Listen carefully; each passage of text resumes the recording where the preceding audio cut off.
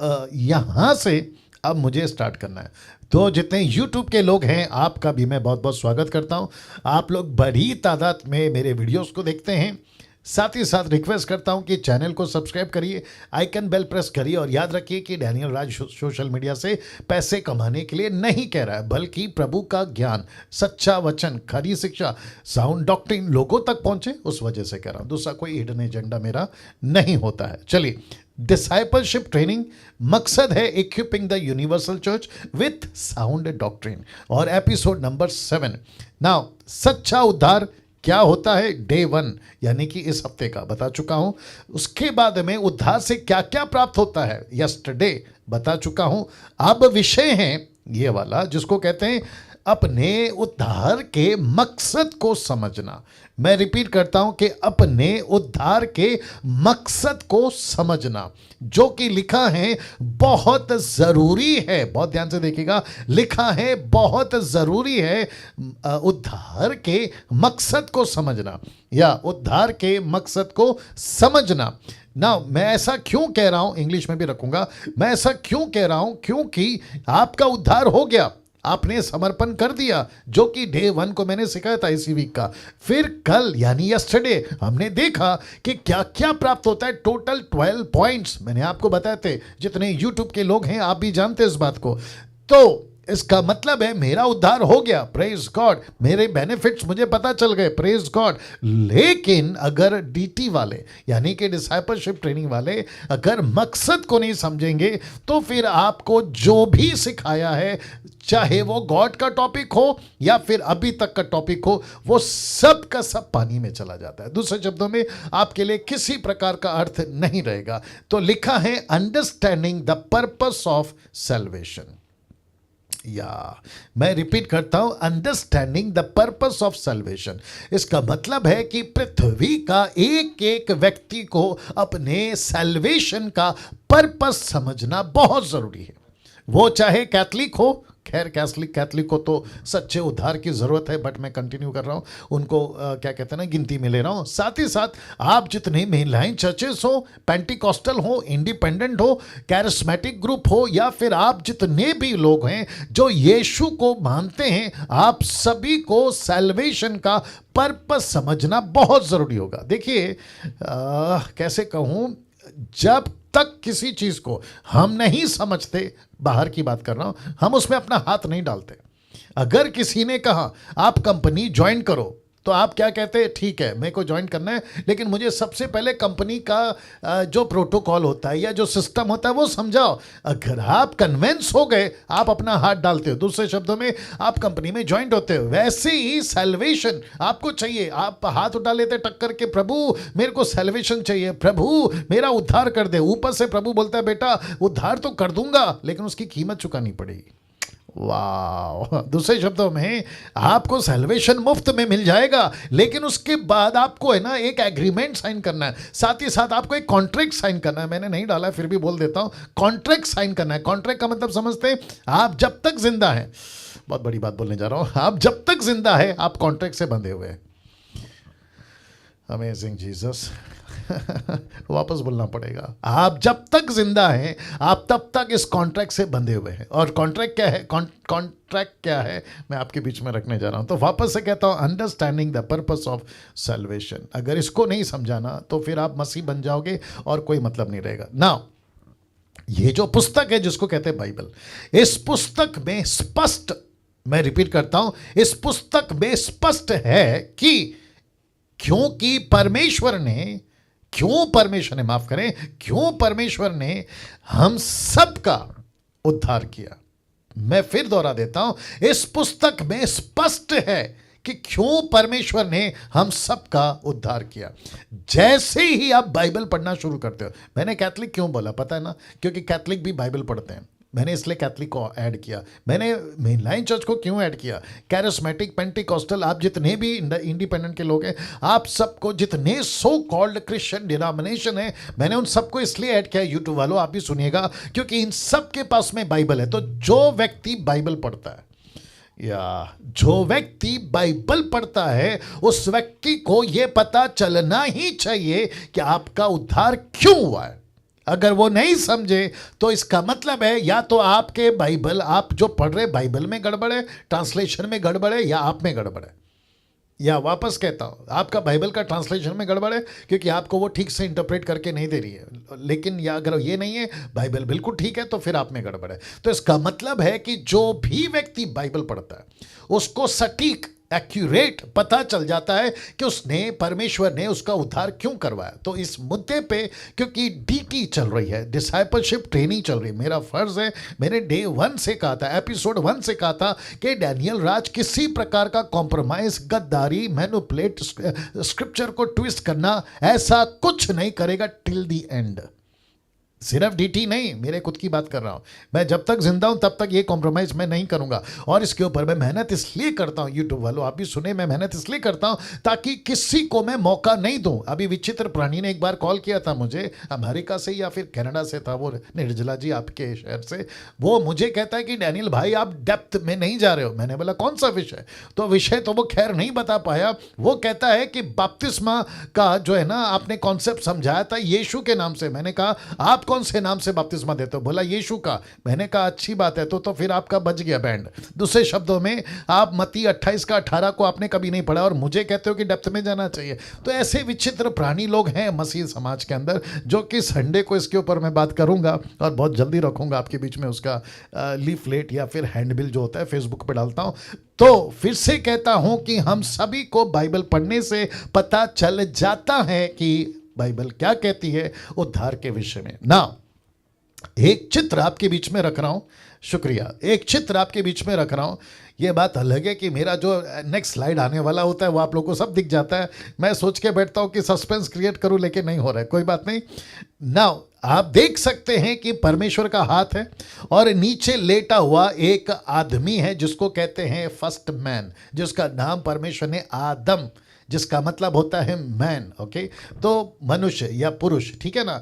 अब उत्पत्ति 1 का 26, the book of Genesis chapter 1 verse 26 में क्या लिखा है देखिए। फिर परमेश्वर ने कहा, और याद रखो ये पहला आदमी है, फिर परमेश्वर ने कहा, और इसमें क्या मिलेगा, मकसद मिलेगा, इसलिए पढ़वा रहा हूं। लिखा है परमेश्वर ने कहा हम, यानी कि प्लूरल वर्ड है, एलोहिम की बात हो रही है, ट्रायून गॉड की बात हो रही है, फादर सन होली स्पिरिट की बात हो रही है। लिखा है कि हम मनुष्य को अपने स्वरूप के अनुसार अपनी समानता में बनाएं, और वे समंदर की मछलियों, आकाश के पक्षियों, घरेलू पशुओं और सारी पृथ्वी और सब रेंगने वाले जंतुओं पर जो पृथ्वी पर रेंगती हैं अधिकार रखे। ओ ओ ओ ओ वापस आ रहा हूं, शब्द पे ध्यान दीजिए, क्या लिखा है, अधिकार रखे। तो इसका मतलब है कि आदम को मट्टी से बनाकर परमेश्वर ने अदन के बगीचे में डालकर उसके हड्डी से उसके लिए पत्नी बनाकर उनको दोनों को एप्पल सब्जी ये खाने के लिए नहीं भेजा है, उनको रखा है एक मकसद के साथ, और मकसद कंटिन्यू हो रहा है अगले स्क्रिप्चर में। वचन 27 लिखा है कि तब परमेश्वर ने मनुष्य को अपने स्वरूप के अनुसार उत्पन्न किया, यानी कि क्रिएट किया, अपने ही स्वरूप के अनुसार परमेश्वर ने उत्पन्न किया। लिखा है नर और नारी करके उनको, उनकी सृष्टि की, मनुष्यों की सृष्टि की। अब इसको देखिए, जिसको मैंने फॉन्ट बड़ा किया है, लिखा है 28 में, द वर्ड 28 क्या कहता है देखिएगा। परमेश्वर ने उनको आशीष दी और उनसे कहा, बहुत ध्यान से सुनिए, उनसे कहा, किससे कहा, आदम से कहा, हव्वा से कहा और दोनों से कहा। कुछ लोग कहते हैं कि नहीं, सेवा सिर्फ पुरुषों की है। नहीं भैया, पुरुषों की भी है और महिलाओं की भी है। परमेश्वर ने दोनों को सेवा दी है। कल किसी से बहस हो रही थी, बहस मतलब बात ही कर रहे थे, नाम नहीं लूंगा, अभी आपके डीटी में है वो भाई साहब। ओके, तो वो कह रहे थे कि परमेश्वर कैसे अपनी बाइबल को जो है पुरुषों को लिखता है। तो मैंने कल कहा था कि बाइबल आपके हिसाब से नहीं लिखी गई है, आप अपने हिसाब से पढ़ोगे माथा खराब हो जाएगा। परमेश्वर के हिसाब से लिखिए, परमेश्वर के हिसाब से पढ़ो तो माथा ठिकाने पे रहेगा, नहीं तो गई भैंस पानी में। तो लिखा है नर और नारी दोनों को कहा है, परमेश्वर ने दोनों को आशीष दी है। किसी का बाप इसको झुटला नहीं सकता कि परमेश्वर ने आशीष सिर्फ पुरुष को दी है। बहुत ध्यान से देखिए, दोनों को बनाया, दोनों को आशीष दी, और क्या कहा देखिए, उनसे कहा फूलो और फलो। वापस कहता हूं, लिखा है फूलो और फलो, आखिरी लाइन लिखा है पृथ्वी में भर जाओ। तो पुरुष को भी कहा फूलो फलो, पुरुष को भी कहा पृथ्वी में भर जाओ, स्त्री को भी कहा फूलो फलो, और स्त्री को भी कहा अधिकार में रखो और भर जाओ। अब ये मूर्ख लोग हैं जो महिलाओं से उनको परहेज है, मुझे नहीं पता क्यों। लिखा है उसको अपने वश में कर लो, तो पुरुष को भी कहा वश में कर लो, स्त्री को भी कहा वश में कर लो। समंदर की मछलियां तथा आकाश के पक्षियों और पृथ्वी पर रेंगने वाले सब जंतुओं पर अधिकार रखो। रिपीटेड, सेकेंड टाइम रिपीट किया है। आप देख सकते हैं कि वचन 27 में लिखा है, और फिर आप देख सकते हैं वचन 28 में भी लिखा है अधिकार में, माफ करें 26 में भी लिखा है अधिकार, और 28 में भी लिखा है अधिकार। तो दोनों को का अधिकार। तो इस प्लैनेट के ऊपर, इस ग्रह के ऊपर जितना पावरफुल पुरुष है उतना ही पावरफुल स्त्री है। या वंडरफुल जीसस, वंडरफुल जीसस। काफी लोग जुड़े हैं, काफी लोग जुड़े हैं। अभी एस्तर जी भी दिख रही हैं, काफ़ी लोग दिख रहे हैं। सबका नाम नहीं ले सकता हूं, बट आप लोग सब दिख रहे हैं और बहुत अच्छे लग रहे हैं आप लोग, वंडरफुल। नाउ वापस आता हूं, क्या ये कॉन्सेप्ट अभी तक आपको समझ में आ गया कि पृथ्वी का पहला व्यक्ति को भी यही पर्पस था कि भाई तुझे बनाया क्यों है इस पृथ्वी पे। कैसे बताऊं, एक भी बच्चा, वो चाहे लाखों में बच्चे पैदा होते हो, एक भी बच्चा बिना पर्पस के पैदा नहीं होता। यस और नो? Of course yes. परमेश्वर हर बच्चे को, हिंदू का, मुस्लिम का, सिख का, ईसाई का, बुद्धिस्ट का, पारसी का, इसका उसका, अमीर का, गरीब का, रोडपति करोड़पति, ऐसा वाला वैसा वाला पैसा वाला, इन सब के बच्चों को जब पैदा कराता है तो एक पर्पस के साथ पैदा कराता है। और वो पर्पस परमेश्वर को जानना। इसी जिंदा रहते हैं शरीर में, अगर परमेश्वर को जाना तो भला, नहीं तो चला। नहीं तो चला। ओके, नाउ अगला चित्र, खैर आप लोग देख ही लिए होंगे। अगला चित्र है ये वाला, जो कि आप देख सकते हैं कि यीशु है। मेरी जितनी कोशिश होती है मैं इमेजेस को रखता हूं ताकि मेरे मैसेजेस को आपके दिल के अंदर उतार सकूं। इसका सहारा इसलिए लेता, अन्यथा बाकी कोई दूसरा अर्थ ना निकाले, ठीक है ना। लिखा है, माफ करें, देख लीजिएगा, एक चित्र है जिसके अंदर आप देख सकते हैं कि पतरस के साथ में यीशु मसीह की पहली मुलाकात, इसको कहते हैं फर्स्ट इनकाउंटर जीसस का पीटर के साथ। और गजब का इनकाउंटर है। अगर मैं पतरस होता, मेरा पहला प्रश्न यही होता, प्रभु जी जब इतनी मछली पकड़कर देनी ही थी, मतलब मछली पकड़कर देकर उसको छोड़नी ही थी, तो फिर मछली पकड़कर दिया क्यों? वापस आता हूं, कुछ लोग नहीं समझे शायद, क्योंकि पतरस पूरी रात मेहनत किया, एक भी मछली नहीं पकड़ा, लेकिन जब मछली पकड़ा, पूरी जाल फट रही थी, इतना पकड़ा, तो यीशु बोलता है उसको छोड़ और मेरे पीछे आ। तो वही कह रहा हूं कि जब पकड़कर देखकर उसको छोड़ना ही था तो फिर पकड़वा कर दिया क्यों? अगर मैं पतरस होता तो ये प्रश्न करता। खैर वो बात अलग है कि पतरस ने भी शायद कभी ना कभी पूछा होगा कि प्रभु जी इतनी सारी मछलियां पकड़ कर दी क्यों, लालच क्यों ला दिया, है ना, अच्छा खासा बिजनेस करके पैसे कमा लेता, बात अलग है। वापस आते हैं, जीसस ने कहा बेटा तुझे एक चीज बताता हूं। बोला क्या? आपके बीच में रख रहा हूं। लिखा है उसने कहा मेरे पीछे चले आओ तो मैं तुमको मनुष्यों के पकड़ने वाला बनाऊंगा। तो पहले पीटर क्या था? Fishers of fish. वापस बोलना पड़ेगा, पहला पीटर क्या था? Fishers of fish. अभी पीटर क्या है? Fishers of man. सी क्या डिफरेंस है? पतरस को नहीं समझ में आया, इतनी मछली पकड़ कर दी तो छोड़ दी क्यों? तो यीशु कहता है कि बेटा ये एक एग्जाम्पल था, ये अपोक्लिप्टिक था, तेरे को बताता हूं, जैसे तू मछली पकड़ेगा ना, वैसे एक दिन तू 3000 को एट अ टाइम पकड़ेगा।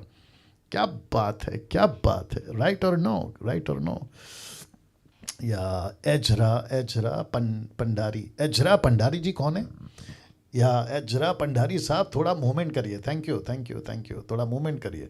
या मैं कल से बोल रहा हूँ, पहले दिन से बोल रहा हूँ, आपको जब कोई पंच लाइन मिलती है ना, देखो बाकी लोग थोड़ी ना ऐसे ही है, उनको पैसे थोड़ी दिए ताली बजाने के, है ना, वो सब आप जानते हैं ना कि पंच लाइन आई है, कुछ गजब की चीज़ आई है। मैं वापस कहता हूँ, डे 1 पे बोला था, अमिताभ बच्चन शाहरुख खान की थोड़ी ना बात कर रहा हूँ, जिसने दुनिया बनाई है ना, मैं उसकी बात कर रहा हूँ। तो आपका जो रिएक्शन है ना, वो जब आता है ना तो बड़ा अच्छा लगता है। हाँ, अभी अभी थोड़े चेहरे हंस रहे हैं, अभी भी कुछ लोग बैठे हैं ऐसे, जैसा लगता है कि उनके सर पे बहुत सारा कर्जा है, मुझे नहीं पता ऐसा क्यों बैठे हैं, बट कोई बात नहीं, आपकी मर्जी। मेरा काम है बोलना। ओके, वापस आते हैं। पतरस को पता चल गया था कि ये जो आकर खड़ा है मेरे सामने, ये कोई तो गजब का व्यक्ति है, इसलिए यीशु मसीह के पीछे उसने सब कुछ छोड़ा और यीशु के पीछे चला गया। ना पतरस की बात मैंने यहां पे क्यों की, क्योंकि पतरस, वाह मजा आएगा, ले लो, पतरस यीशु के मिनिस्ट्री का पहला बिशप था।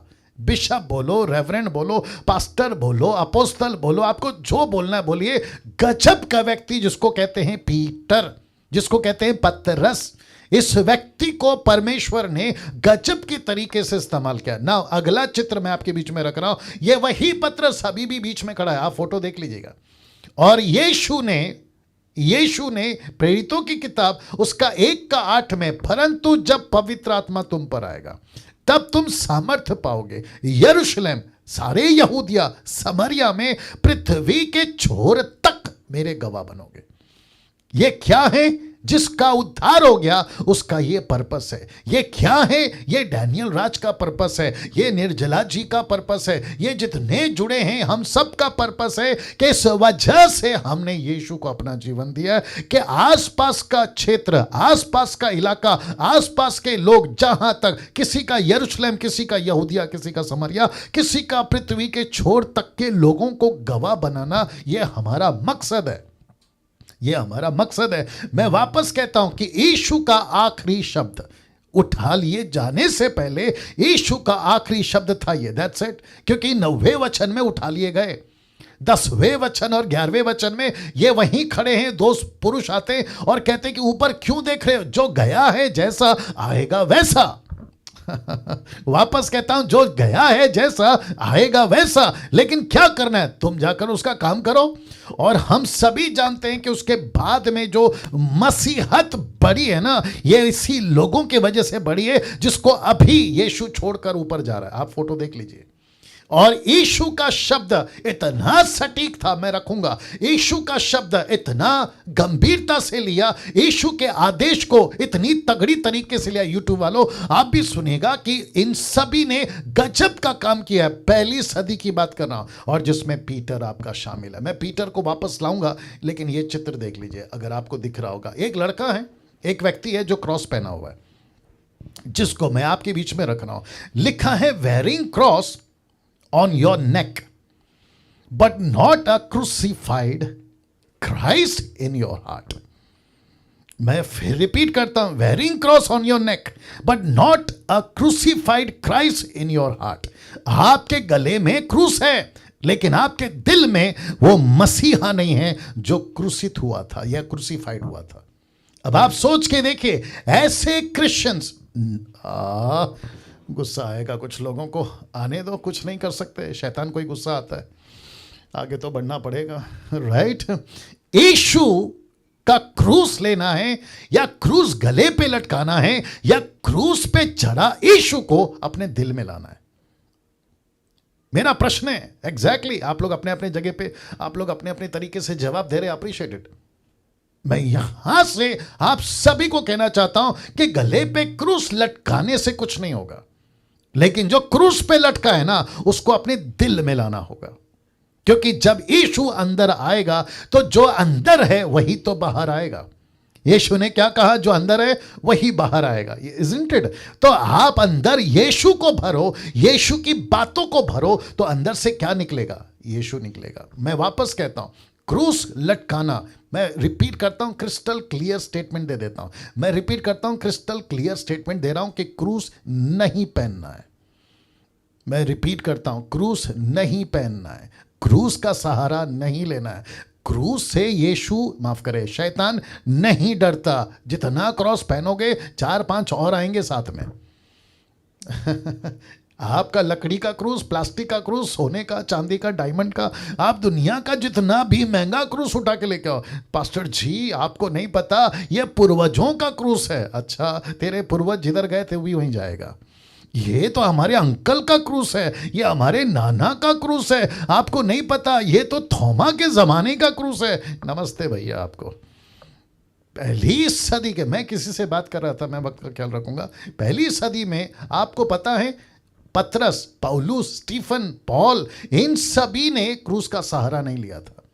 अपने गले पे किसी प्रकार का क्रूस पहन के। पास्टर डैनियल, आपको कैसे पता चला? बाइबल पढ़ने से पता चलता है ना भैया, थोड़ी सी बातें पता चल जाती है ना। आज बहनें बहुत हैं आजकल। तो एक एग्जांपल दे देता हूँ, आपका कुकर का चावल, आजकल तो खैर कुकर में चावल पकता है, 2 सीटी 3 सीटी मैं भी कभी कभी बना लेता हूँ, पता चल जाता है कि चावल पक गया। लेकिन एक वक्त था आपके पास कुकर नहीं होता था, तो आप क्या करते थे? आप बर्तन में चावल को उबालते थे, और चावल पका या नहीं पका है, ऊपर का 2 दाना उठा लेने से और उसको ऐसे ऐसे करने से पता चल जाता कि चावल पक गया। तो वैसी तो बात है ना, हमको पूरा चावल थोड़ी ना पीसना है।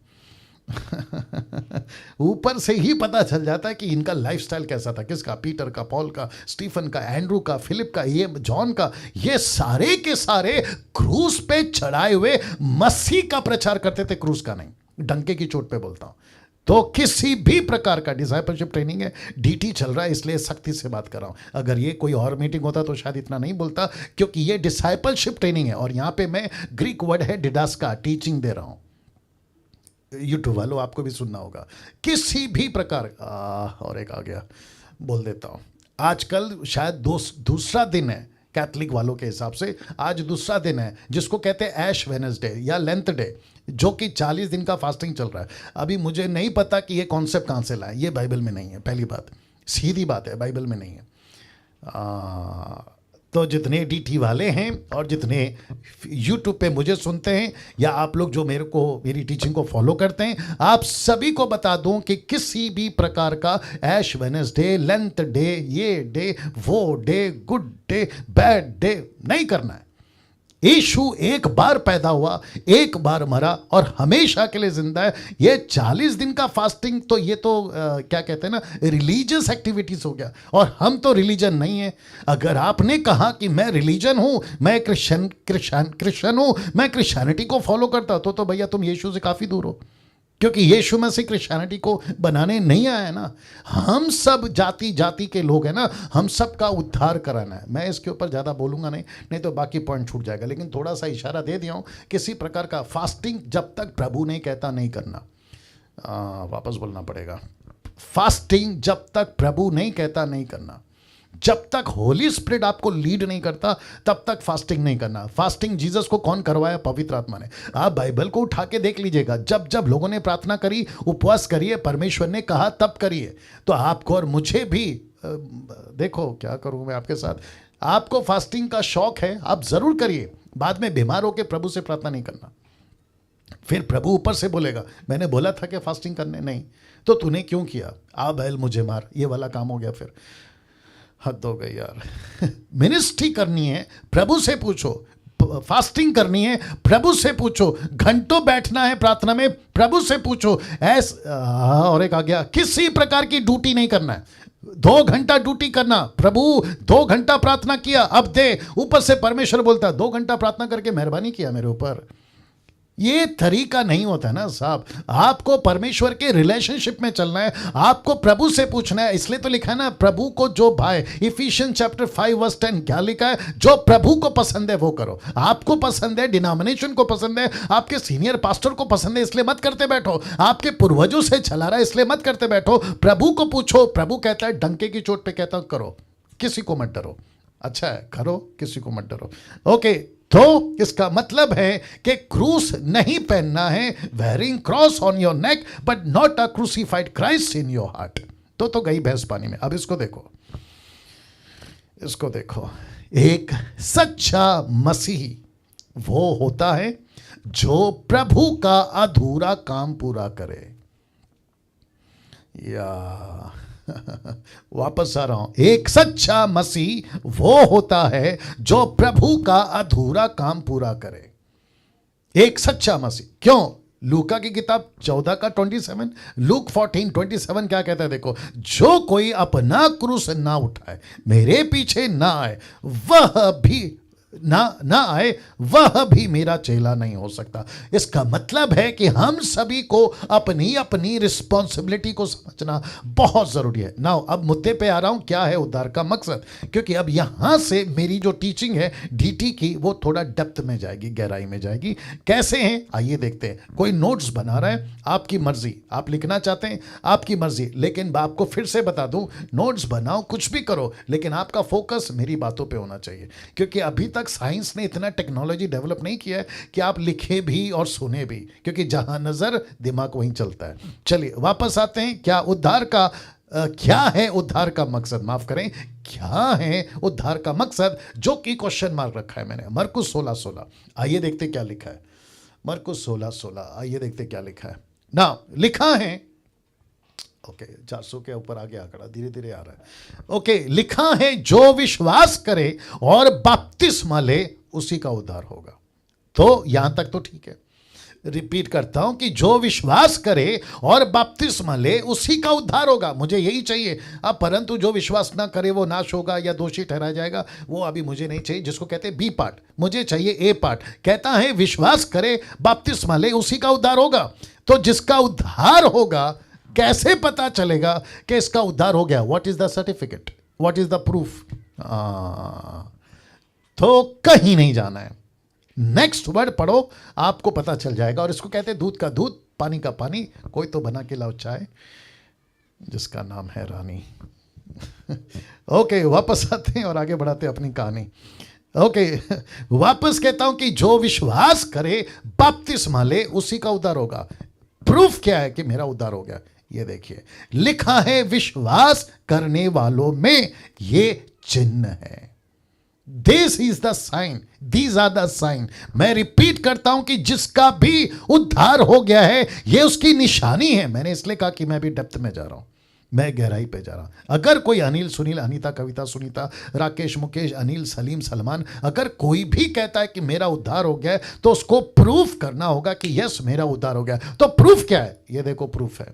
लिखता है वे मेरे नाम से दुष्ट आत्मा को निकालेंगे, नंबर 1। नंबर 2, नई नई भाषा बोलेंगे, सांपों को उठा लेंगे, यदि वे नाशक वस्तु भी पी जाए तो भी उनकी कुछ हानि ना होगी, वे बीमारों पर हाथ रखेंगे और वो चंगे हो जाएंगे। और कॉन्टेक्स्ट क्या कहता है, बहुत ध्यान से सुनना। कॉन्टेक्स्ट मतलब संदर्भ। कॉन्टेक्स्ट कहता है कि जिसका भी उद्धार हो गया है वो बाहर निकलेगा। जब वो बाहर निकलेगा, चर्च स्टार्ट करेगा, आत्मा बचाएगा, चेला बनाएगा, तो वो आदमी जो अविश्वासी कोई भी हो, उसके अंदर दुष्टात्मा होगी, तो उसको दुष्टात्मा को निकालने का हक होगा। और जिसने और एक आ गया, सुनो सुनो सुनो, वापस पीछे जा रहा हूं।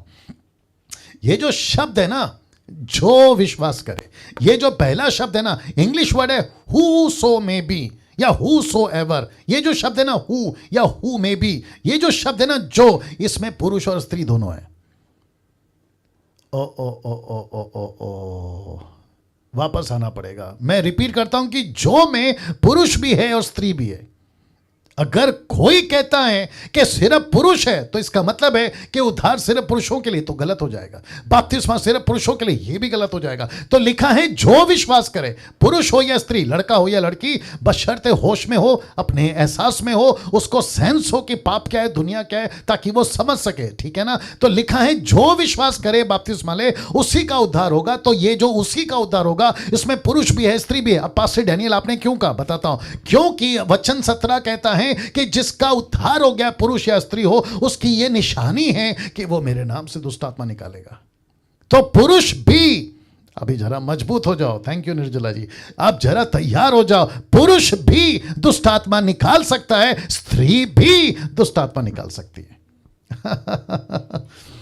वाह, काफी लोग रिस्पांस दे रहे हैं, काफी लोग।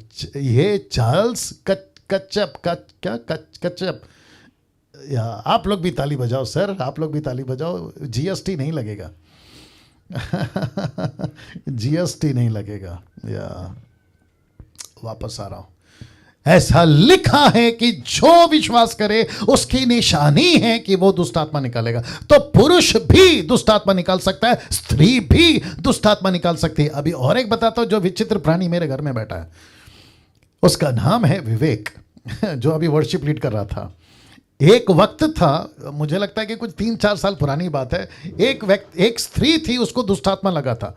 और मेरी जो मीटिंग चलती थी, तभी कोरोना वायरस नहीं हुआ था, मीटिंग चलती थी 3rd फ्लोर में। ये व्यक्ति मेरे पास आकर कहता है कि पास्टर जी नीचे आओ। मैंने बोला क्यों? बोला उसको दुष्टात्मा पकड़ा, ऊपर नहीं आ रही है। मैंने कहा तू ही लेके आ। इसका मतलब आप नहीं समझे, मैं आपको बताता हूँ। कभी कभी हम सोचते हैं कि पास्टर ही दुष्ट आत्मा निकाल सकता है। आपको बताता चलूं कि अगर उद्धार पाया हुआ व्यक्ति, बपतिस्मा लिया हुआ व्यक्ति, प्रभु को जीवन दिया हुआ व्यक्ति, अगर 3 महीना, 6 महीना, 1 साल का भी फ्रेश बेबी क्रिश्चियन है, वो तक दुष्ट आत्मा निकाल सकता है। ओ ओ ओ ओ ओ ओ पास्टर डैनियल, दुष्ट आत्मा निकालने के लिए मुझे करना क्या होगा? कुछ नहीं करना है बेटा। दुष्ट आत्मा का नाम, यीशु मसीह का नाम जब दुष्ट आत्मा निकल सुनती है तो वो खुद ही निकल जाती है। तुम क्यों मेहनत कर रहे हो? क्या बात है, क्या बात है। See how wonderful is Jesus. कितना अद्भुत है परमेश्वर। दुष्ट आत्मा निकाल सकते हैं। और एक आ गया, बोल देता हूं, बहुत ध्यान से सुनिएगा। दुष्ट आत्मा का जिक्र पहला क्यों? Why the demons are first. इनका ही चिन्ह पहला क्यों? क्योंकि उन दिनों में दुष्ट आत्माएं बहुत थी। मैं आपको बताता हूं क्यों। क्योंकि डीटी चल रहा है इसलिए बता रहा हूं, ठीक है ना? नहीं तो नहीं बताता। आपको याद होगा ना, द बुक ऑफ मलाकी की पुस्तक और मती की पुस्तक के बीच में 400 साल का गैप है, जिसको कहते हैं डार्क ईयर्स या डार्क पीरियड टाइम, ऐसा कुछ कहते हैं, ठीक है ना?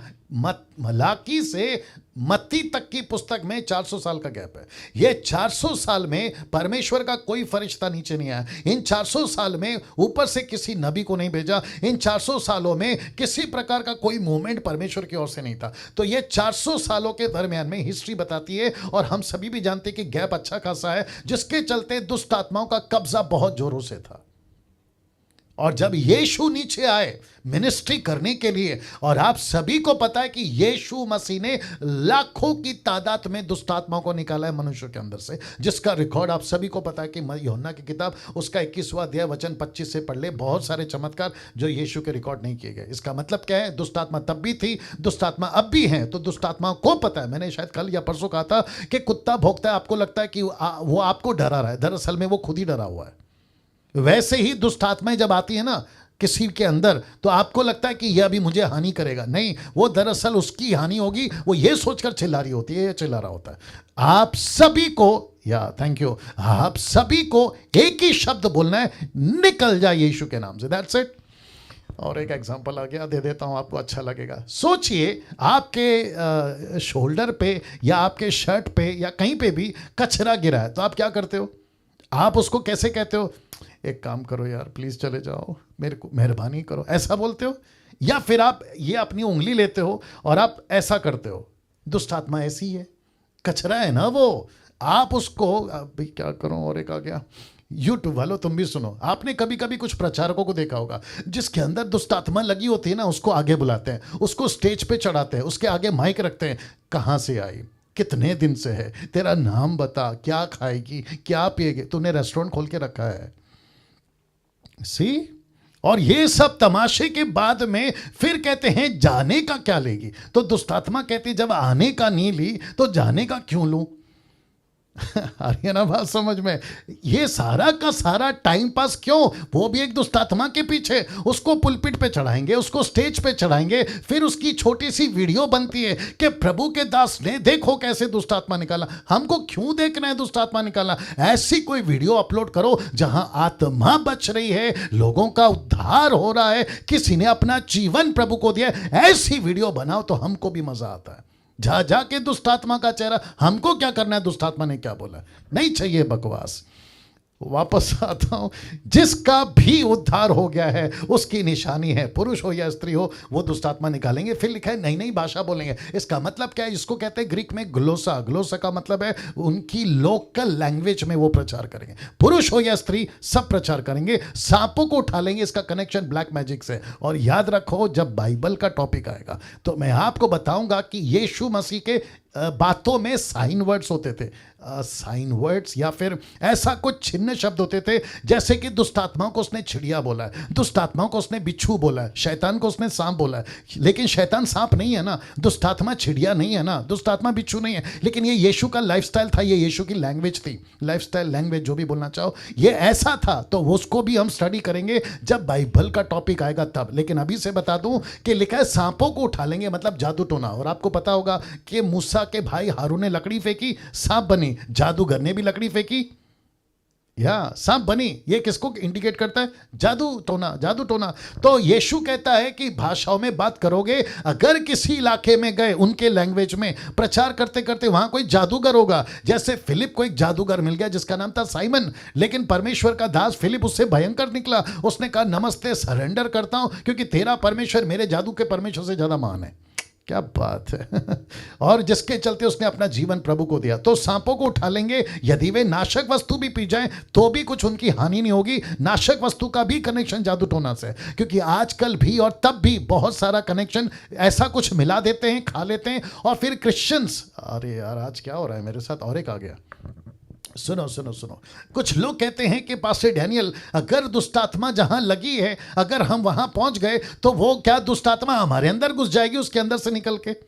हद हो गई यार, कैसे ही जाएगी तुम्हारे अंदर? तुम्हारा शरीर परमेश्वर का मंदिर है, परमेश्वर का आत्मा तुम्हारे अंदर रहता है। अच्छा, कुछ लोग ये भी कहते हैं कि बच्चों को दूर रखो, महिलाओं को दूर रखो, देखो अभी दुष्टात्मा निकल के कहीं बच्चों में ना चला जाए। यार हद हो गई, तुम्हारे बच्चे मसीह के बच्चे हैं, तुम्हारे बच्चे प्रभु के बच्चे हैं, उनके अंदर कैसे चले जाएगी? कॉमन सेंस है ना? तो ऐसा किसी भी चीज से नहीं डरना है, और ऐसे किसी भी क्या कहते हैं ना, डॉक्ट्रिन को फॉलो नहीं करना है। तो मैं बात कर रहा था नाशक वस्तु, आपको कुछ भी हो जाए, परमेश्वर का आत्मा आपके अंदर है, परमेश्वर आपके अंदर है, ऐसे किसी भी चीज से आपकी हानि नहीं होगी। पास्टर डैनियल, ये किसका स्टेटमेंट है? आप ठीक ठीक से देख लो ना, ये यीशु का स्टेटमेंट है। देखो वापस पढ़ता हूं, लिखा है उनकी कुछ हानि नहीं होगी। तो कौन कह रहा है? यीशु कह रहा है। जब खुद यीशु कह रहा है उनको कुछ नहीं होगा, तो फिर आपको डरने की क्या जरूरत है बताइए ना? फिर कहते हैं वे बीमारों पर हाथ रखेंगे और वो चंगे हो जाएंगे। अब प्रश्न उठता है, ये कौन है?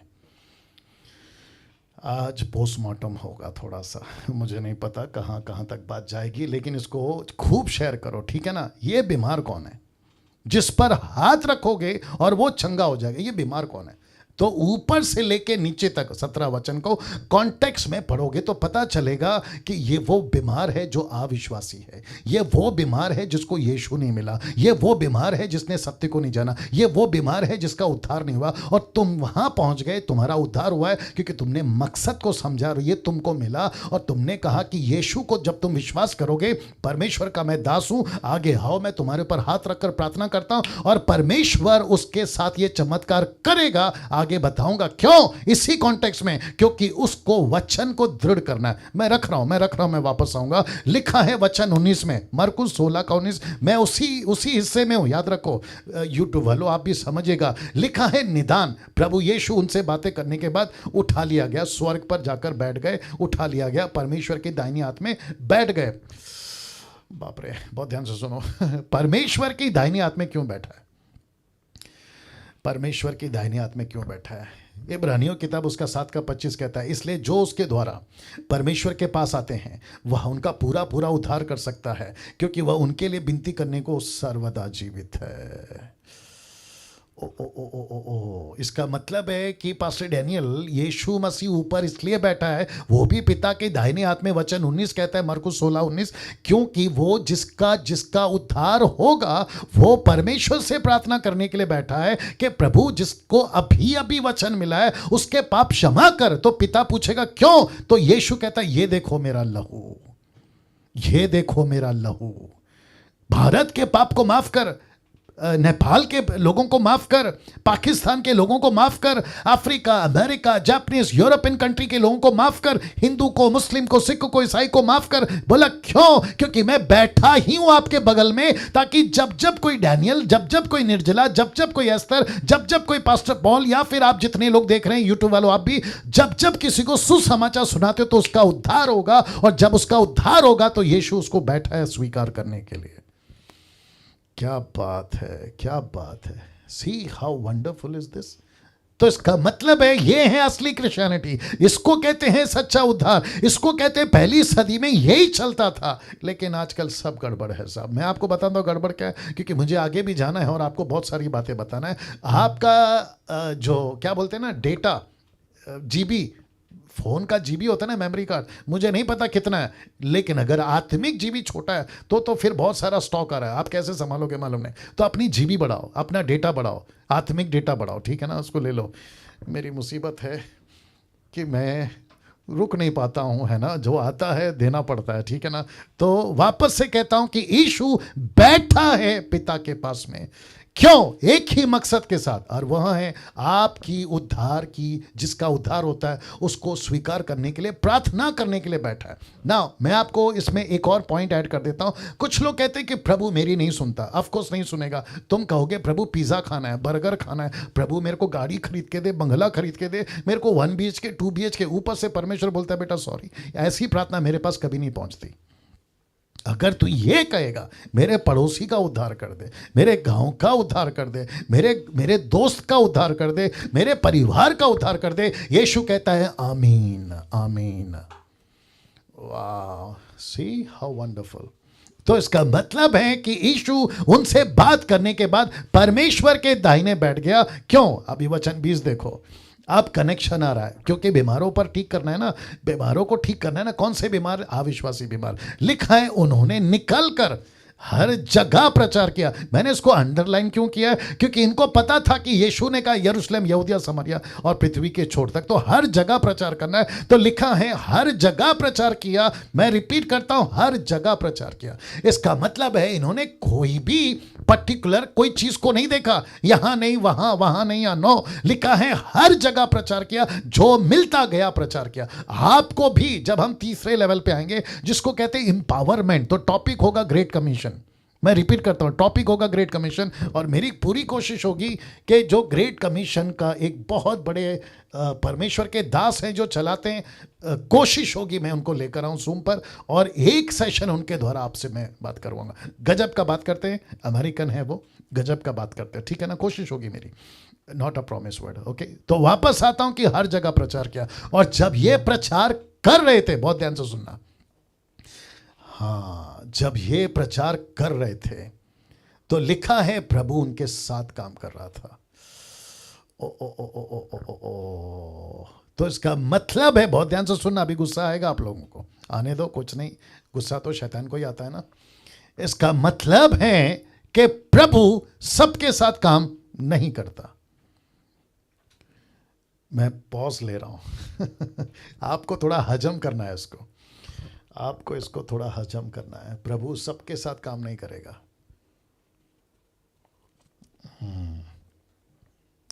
प्रभु सबके साथ काम नहीं करेगा। बहुत पर्टिकुलर है प्रभु, बहुत पर्टिकुलर है, टाइम पास नहीं करता। आपको याद है ना, पतरस ने पूछा था ना, प्रेरितों की किताब उसके पहले अध्याय वचन 3, 4, 5 में, प्रभु अंत का दिन कब आएगा, इज़राइल को राज्य कब फेरेगा? यीशु ने मुंह तोड़ जवाब दिया, बोला मुंह बंद कर, ये काम तेरा नहीं है। बोला कि नहीं बोला? साथ ही साथ जब 3.5 साल मरने से पहले राइट में कौन बैठेगा, लेफ्ट में कौन बैठेगा, तो यीशु मसीह ने बोला वो काम मेरा नहीं है तेरे को बताने का, वो परमेश्वर का काम है। ऐसा परमेश्वर है जो चीज, क्या करूं आप खुद भी बकवास नहीं करते हो कभी? आपका दोस्त मिल जाता है ना रास्ते में या घर पर, आज तो वायरस चल रहा है आजकल, सबका लॉकडाउन चला है, घर पर अगर कोई आ भी गया, मैं आपके घर पर आ रहा हूं, तो फिर आप पूछते हो क्यों आ रहे हो? पूछते हो कि नहीं पूछते हो? अच्छा, घर पर आ गया आप अभी आपको कैसा लगेगा पता नहीं, आप वेट करते ये कब जाएगा, कब? अगर बकवास कर रहा हो तब। अगर इंटरेस्टिंग बात हो आप बैठ के सुनते हो, आपकी बात हो आप बैठ के सुनते हो। ये इंसान की फितरत है। सोच के देखो, ऊपर बैठा परमेश्वर बोलता होगा तू सुबह से लेकर शाम तक मुझे कहता रहता है मेरे बच्चे स्कूल गए उसका ख्याल रख, मेरा पत्नी बाहर गए उसका ख्याल रख, मेरा पति बाहर गया उसका ख्याल रख, मेरे घर का राशन है। ऊपर से परमेश्वर बोलता है तेरे बाप का नौकर हूं क्या? परमेश्वर कहता है जो मेरा काम है वो करेगा तो मैं तेरा काम करूंगा। सीधी बात, सीधी बात, मेरा काम कर मैं तेरा काम करूंगा, तू मेरा घर बना मैं तेरा घर बनाऊंगा। आपको पता है, मैं और एक बता देता हूं, कैसा लगेगा पता नहीं। परमेश्वर की सबसे अच्छी बात क्या लगती है मालूम है मुझे? 28 साल के मिनिस्ट्री में मैं समझ जाऊं, परमेश्वर कहता है डैनियल तेरे मांगने से पहले देने वाला परमेश्वर हूं। ओ वापस बोलूं, तेरे मांगने से पहले तुझे देने वाला मैं तेरा परमेश्वर हूं। तो मांग मांग कर अपनी आदत क्यों बिगाड़ रहा है? ओ हो, आज बहुत सारा कंटेंट मिल रहा है। थैंक यू एजरा साहब, आप थोड़ा हरकत में आए, अभी अच्छा लग रहा है। Thank you sir. वापस आता हूँ। परमेश्वर कहता है मांग मांग कर, क्या करूँ? और एक एग्जांपल है, आज आज आज आज ले लो, आपको नहीं, आज बर्दाश्त करना पड़ेगा, ठीक है ना। मेरा लड़का घर में जब उसको कुछ चीज नहीं मिलती है ना, वो तब मांगता है। कुछ चीज नहीं मिलती है ना, तब मांगता है। फिर वो पूछता है ये कहाँ रखा है, वो कहाँ रखा है, ये कहाँ रखा है। लेकिन जो चीज उसको पता है, मैं आपको सच बता रहा हूं, मैं कभी वीडियो बना के भेज दूंगा, वो खुद ही जाता है, सब ढूंढता है, पूरा ले लेता है। हम मसीह लोग भी ऐसे ही हैं, और ऐसे ही होना चाहिए। जब आपको पता है कि हर चीज परमेश्वर ने पहले से रखी है, तो आदत क्यों बिगाड़ रहे हो मांगने का? खुद भी बिगड़ रहे हो। हम जैसे को प्रार्थना करके कहते हो कि पास्टर जी प्रार्थना करो मेरा ये ठीक हो जाए, वो ठीक हो जाए, ऊपर से परमेश्वर बोलता है बेटा मेरे से डायरेक्ट मांग। क्या बात है, क्या बात है। लिखा है हर जगह प्रचार किया और प्रभु उनके साथ काम करता रहा। तो मैं फिर कहता हूं कि प्रभु सबके साथ काम नहीं करता, प्रभु उसी के साथ काम करता है जिसके साथ कोई प्रभु के साथ काम करता है। लिखा है और उन चिन्हों के द्वारा जो साथ साथ होते थे। इसका मतलब क्या है? जो प्रचार करेगा वही चमत्कार करेगा। वापस बोलना पड़ेगा शायद, मैं रिपीट करता हूं कि जो प्रचार करेगा वही चमत्कार करेगा। तो प्रचार पहला है, चमत्कार पहला है, बाद में, माफ करें, प्रचार पहला, चमत्कार बाद में। क्यों? प्रूफ करता हूं कि आपको चमत्कार क्यों चाहिए। लिखा है वचन को दृढ़ करता है, वचन को दृढ़ करता रहा। कौन? परमेश्वर का वचन। परमेश्वर का वचन को दृढ़ कौन करता रहा? चमत्कार। चमत्कार का पर्पस है कि प्रचार पहले, चमत्कार बाद में। कितनी सिंपल चीज है। मुझे नहीं पता कि आजकल इतना कॉम्प्लिकेटेड क्यों कर दिया। तो मैं वापस आता हूं उस शब्द के ऊपर जहां पे लिखा है, कहां गया, आ गया, लिखा है बीमारों पर हाथ रखेंगे और वो चंगे हो जाएंगे। तो ये कौन से बीमार है? यूट्यूब वालों तुम भी सुनो, ये वो बीमार नहीं है जिसका 40 साल से प्रभु में जीवन है। ये वो बीमार नहीं है जो 10 साल से प्रभु में। ये वो बीमार नहीं है जिसको बाइबल मिल गया, यीशु मिल गया, पवित्र आत्मा मिल गया। ये वो बीमार है जिसको यीशु अभी तक नहीं मिला। तो यीशु कहता है ऐसे बीमारों पर जब तुम अपना हाथ रखोगे तो मैं उनको चंगा करूंगा। अब प्रश्न उठता है कि पास्टर डैनियल, जो क्रिश्चियंस हैं, जो 10 साल से 20 साल से, उनका क्या? अगर वो बीमार होते तो वो सीधा प्रभु से बोले, मुझसे क्यों बोले, दूसरों से क्यों बोले? प्रभु से बोले ना, क्योंकि वो तो प्रभु उनका बाप है। कल तो बताया ना, टोटल 12 बेनिफिट्स में से एक बेनिफिट बताया ना कि हम परमेश्वर के संतान हैं और वो हमारा अब्बा और पिता है। हम दूसरों को प्रार्थना निवेदन क्यों दें? हम क्यों ना यीशु को कहें कि प्रभु मैं बीमार हूं, मुझे ठीक कर। और बात बीमारी की तो दूर तक की है। ऐसी हरकतें ही क्यों करते कि तुम बीमार पड़ जाओ? ऐसी हरकतें ही क्यों करते कि तुम मुसीबत में आ जाओ? ऐसी हरकतें ही क्यों करते कि तुमको तकलीफ आ जाए? तो प्रभु कहता है मेरे साथ चलोगे तो सुरक्षित रहोगे। और एक आ गया, क्या करूं? एक सेकंड दीजिए, एक सेकंड दीजिए। या जो लोग ताली बजा रहे हैं अप्रिशिएट करता हूं। या ये जो पीटर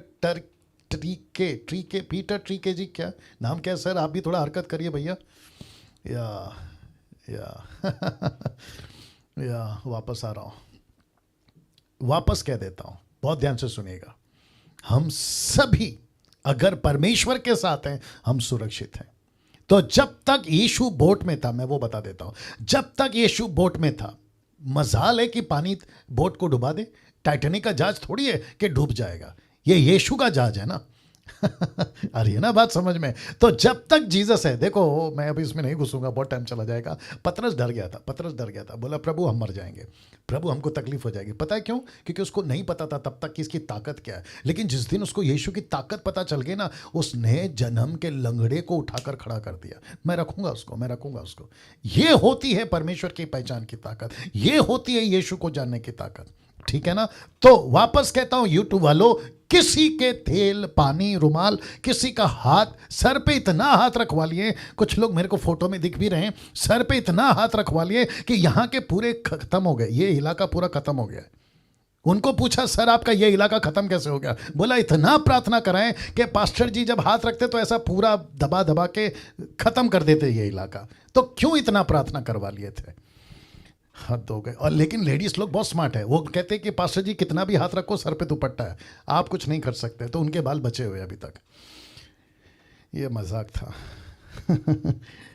मैं फिर कहता हूं किसी के पास प्रार्थना करवाने की जरूरत नहीं है, आपको खुद प्रार्थना करना है, ये आपकी ताकत है ना। मुझे आगे बढ़ना होगा क्योंकि आज बहुत सारा पॉइंट्स है। तो ये हो गया अभी तक कि यीशु मसीह उनके साथ काम करता रहा और वचन को दृढ़ करता रहा ना। अब इसको देखिए, लिखा है take my yoke upon you. जो कि हिंदी कहता है मेरा जुआ अपने ऊपर उठा लो। आप सभी को पता है ना, इसको कहते हैं जुआ, इसको कहते हैं इंग्लिश में योग। जो दो बैलों के बीच की लकड़ी जिसको कहते हैं ना, उसको कहते हैं योग। तो पास्टर डैनियल ये बीच में क्यों आ गया? मत्ती की किताब उसका 11 का 28 क्या कहता देखो, लिखा है, हे सब परिश्रम करने वालों और बोझ से दबे लोगों मेरे पास आओ।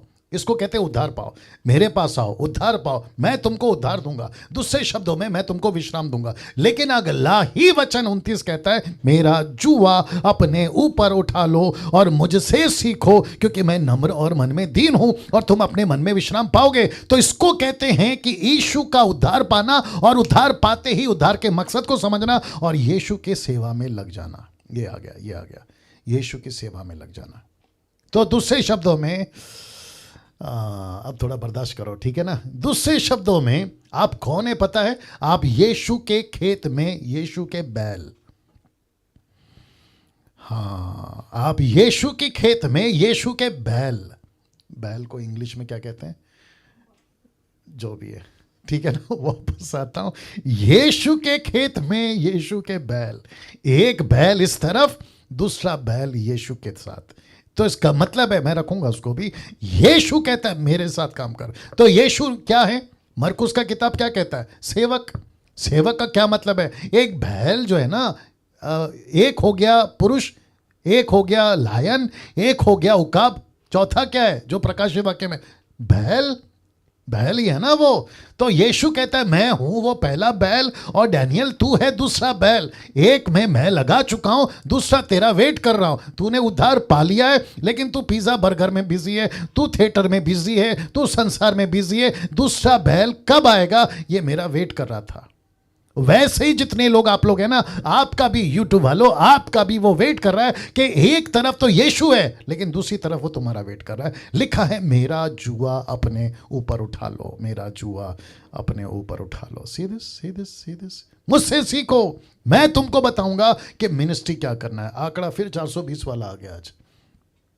ओके वापस आ रहा हूं ना। एक चित्र दिखा रहा हूं, देख लीजिएगा। पतरस को यीशु का 3 बार पूछना। पतरस को यीशु का 3 बार पूछना। आज पता नहीं लेट हो जाएगा शायद, फिर भी देखते क्या होता है। पतरस को यीशु का 3 बार पूछना। आप सभी को मैंने पतरस का परिचय कराया था, लेकिन मैं आपको बताता हूं कि यीशु के जी उठने के बाद, बहुत ध्यान से सुनना, बहुत गहरी बात और बहुत ज्यादा लॉजिक बात करने जा रहा हूं, प्लीज उसको ध्यान से सुनेगा, ठीक है ना। पतरस को यीशु का 3 बार पूछना।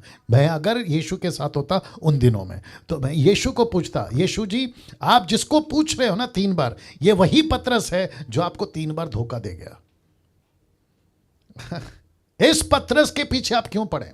मैं आपको वचन पढ़वा देता हूं। पहले भोजन करने के बाद यीशु ने शिमोन पतरस से कहा, हे शिमोन योना के पुत्र, क्या तू इनसे बढ़कर मुझसे प्रेम रखता है? उसने उनसे कहा, हाँ प्रभु तू तो जानता है कि मैं तुझसे प्रीति रखता हूं। तब यीशु ने उनसे क्या कहा? ये पतरस से क्या कहा? मेरे मेमने को चरा। इसका मतलब है सैल्वेशन का पर्पस यहां पे आ रहा है। फिर कहता है उसने दूसरी बार उससे कहा, हे शिमोन योना के पुत्र, क्या तू मुझसे प्रीति रखता है, प्रेम रखता है? उसने कहा, हाँ प्रभु तू जानता है कि मैं तुझसे प्रीति रखता हूं। उसने कहा, मेरी भेड़ों की रखवाली कर।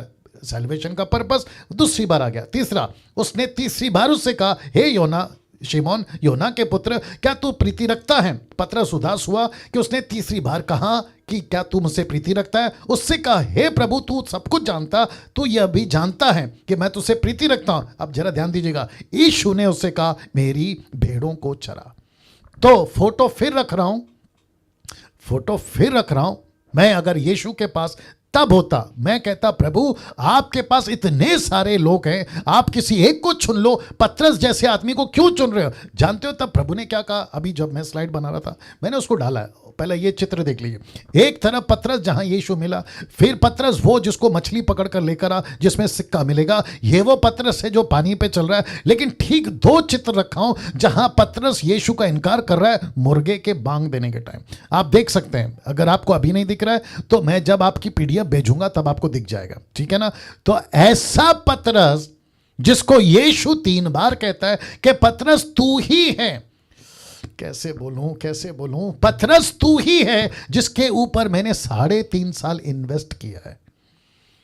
पतरस तू ही है जो 3000 को प्रचार कर सकता है। पतरस तू ही है जो मेरे मिशन को आगे ले जा सकता है। इसको बनाते वक्त में जो बात मुझसे प्रभु ने करी, मैं यहां सबसे करना चाहता हूं कि जितने भी पास्टर्स, लीडर्स और मसीह मंथन के लीडर्स, लैंग्वेज के हिसाब से फेसबुक चलाने वाले, आप सभी कोऑर्डिनेटर्स, में आप सभी को कहना चाहता हूं कि इस वक्त यीशु आपको भी पतरस की तरह यही कह रहा है कि तुम ही हो जो मेरे नेक्स्ट ऑप्शन हो, तुम ही हो और तुम्हारे सिवा कोई नहीं है। मैंने प्रभु से पूछा, प्रभु पतरस ही क्यों? देख लीजिए, तब प्रभु कहता है कि पतरस बोलने में तगड़ा था। वाह, thank you sir, thank you so much for the response. पतरस बात करने में, बोलने में तगड़ा था। वो किसी के बाप से नहीं डरता था। वो कभी भी, आप पतरस की लाइफस्टाइल उठा के देख लो, अगर कभी टाइम मिला तो पतरस के जीवन के ऊपर प्रचार करूंगा।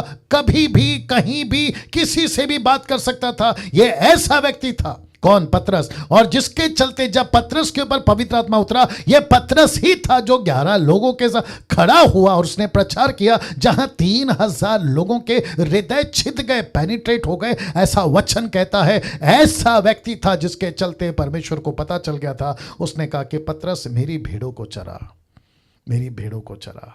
बोला, पतरस सोचा होगा, प्रभु मैं ही क्यों? मैंने तो आपको धोखा दिया है। मैं वो व्यक्ति हूं जो आपके साथ कभी ठीक से नहीं चला। पतरस को यीशु ने बोला, बेटा तेरा सब कमजोरी मुझे पता है, लेकिन उसके बावजूद मैं तुझे चुन रहा हूं क्योंकि मैंने तेरे ऊपर 3.5 साल इन्वेस्ट किया है। मैंने तुझे अच्छे से ट्रेन किया है। मेरी बहुत सारी बातों को तू जानता है। और जिसके चलते परमेश्वर पतरस के पास आता है और कहता है कि बेटा तू ही बात करेगा। और आप सभी जानते हैं कि पतरस की मौत कैसे हुई। उसने कहा, प्रभु आपको सीधा क्रूस पे मारा है, मैं उसके योग्य नहीं हूं, लेकिन मुझे भी क्रूस पे मारो। लेकिन इतिहास कहती है, हिस्ट्री कहती है, क्रूस को उल्टा करके उसको मारा गया। यही पतरस है जिसने 3 जन्म के लंगड़े को, इसने प्रेरितों का 3 अध्याय में ये बोलने वाला था, जन्म के लंगड़े को इसने यीशु के नाम से खड़ा कर दिया। यीशु के नाम से। ठीक उसके बगल में ये वही पतरस है।